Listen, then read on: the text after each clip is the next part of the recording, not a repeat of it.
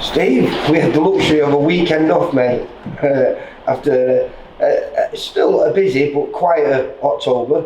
But now November's turning up and we're going crazy again, or you're going crazy again, because a ridiculous amount of shows coming up. We're just going to talk about the first one in November, which is November the 5th, Bonnie Night. I presume we're going to have fireworks because you've got a great line-up. And then the night afterwards, we have a fantastic show in, a lot of interest for a fantastic show in Liverpool on the boxer prize fighter night. Yeah, you know what, I've really enjoyed this weekend, having no commitments to the boxing, and Man United was away at Tottenham and didn't go, so there was no football either for me, so I've had a chilled weekend, which is a change. And as you say, we're becoming very busy. We've got a show every weekend, one weekend we've got 2 shows over the weekend, all the way up to December the 19th, so I can imagine that my next few Fridays and Saturdays I'll just be sat with my head in the hand because something's gone wrong, but that's the nature of the beast. So on Friday the 5th, as you say, which is bonfire night, we've not really got a big top of the bill, but we have got a lot of kids moving up to 6 rounds in testing fights, so it's a good show. I'll just go through it quickly. We've got Jake Barton, Conor Butler, Tom Aitchison, Marcus Malloy, all talented fighters, you know, stepping up to 6 rounds. Sean Arkwright coming for the second fight. Brian Phillips coming back after his loss for the Central Area title, a weight above him. James Farrell coming back from his loss in the Central Area, and Brian Collins, fingers crossed, it's his 3rd attempt to get his debut away, so it's going to be a good night. We did have a couple more fights. Paul Akanamaides was fighting, but that's fell through because he didn't get his reinstatement in time. And also, was he going to fight on that show, or was he fighting on the night afterwards on the undercard of the Boxer Sky show? Who? Paul Akanamaides. No, Paul Akanamaides was an hour show. Oh, right. For some reason I thought it was on the undercard. Yeah, and then obviously the other one was Joe Cavanagh, and we've had the news that Joe's now taking a slot as reserve in the prize fight of the light welterweight, which is the night afterwards. And what we said to Joe is obviously it's more than likely he'll just be reserved and sat on his ass waiting to get an opportunity, which is not a great situation to be in, but it's some TV exposure for him. He's used to get into the lights, and we said that, you know, he can do a 6-rounder on the 19th of November in Knowsley, which is quite where he is, so it worked out for Joe. For us, it was one less person to match because he wasn't matched yet.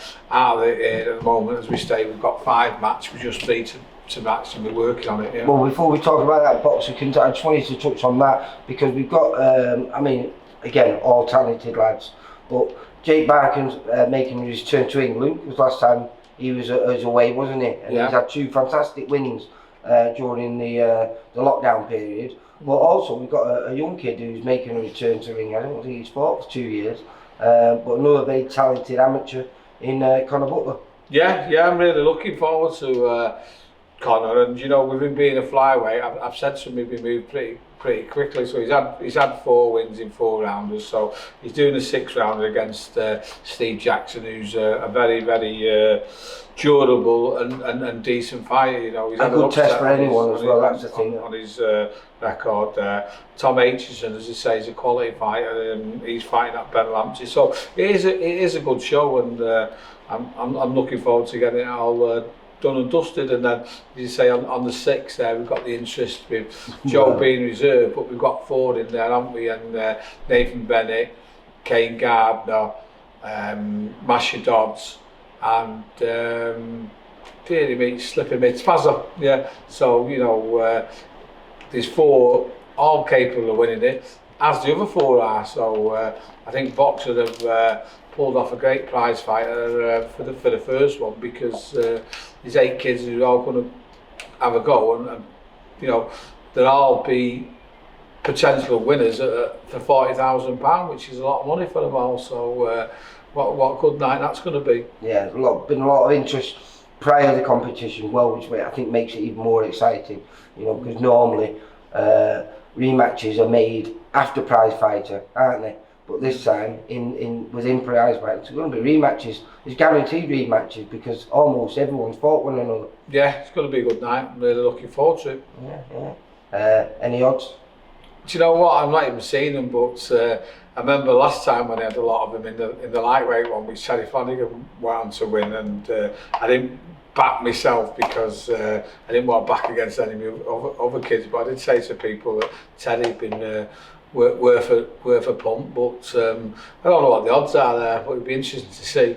It's a strange tournament because you need a lot of luck as well as talent. Because it all relies on the draw and where you get pulled out and who you get first. Of course, yeah. You know, and we know Ben Fields because Ben has had half his fights on our shows, so we know him well, even though he's not a VIP fighter, but he's a threat for anyone. Yes, mate, yeah.